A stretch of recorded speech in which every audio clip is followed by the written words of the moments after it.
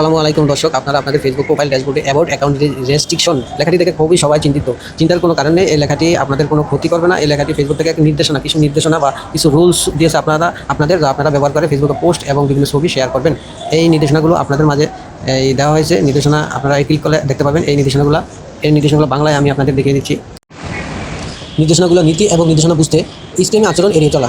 Islamic content যেসব account প্রতারণা ও ইসলামমূলক কার্যকলাপে জড়িত থাকবে সেগুলো মনিটাইজেশন জন্য যোগ্য বলে বিবেচিত হবে না এবং তাদের অ্যাকাউন্টের প্রচারও হ্রাস পেতে পারে। ইসলামমূলক আচরণের মধ্যে অন্তর্ভুক্ত থাকতে পারে নিম্নমানের সামগ্রী, ক্লিকবেট বা ওয়াচবেট, গিভওয়ে, মিথ্যা বা বিভ্রান্তি তথ্য, দীর্ঘ বা অপ্রাসঙ্গিক ক্যাপশনের 5টির বেশি হ্যাশট্যাগ, জাল বাগদান। ফ্যাক এঙ্গেজমেন্ট ঘটে যখন পেজ বা প্রোফাইলগুলো ফেসবুক থেকে ডিস্ট্রিবিউশন বাড়ানোর উদ্দেশ্যে কৃত্রিমভাবে ভিউ ও এঙ্গেজমেন্ট বৃদ্ধি করার জন্য বিভিন্ন আচরণ লিপ্ত হয়। যে অ্যাকাউন্টগুলো ও এই কৌশলগুলো অবলম্বন করে তাদের বিতরণ হ্রাস পাবে এবং তারা যোগ্য বলে বিবেচিত হবে না। কি বলছে?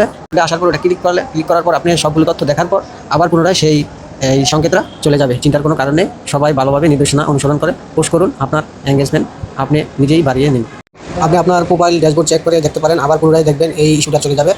এখানে নির্দেশনা দিয়েছে আপনি আপনার ফেসবুকে যত পোস্ট শেয়ার করবেন ওই পোস্টগুলো এই নির্দেশনা অনুযায়ী আপনি এই নির্দেশনা ফলো করে আপনি পোস্টগুলো শেয়ার করবেন। ধন্যবাদ সবাইকে।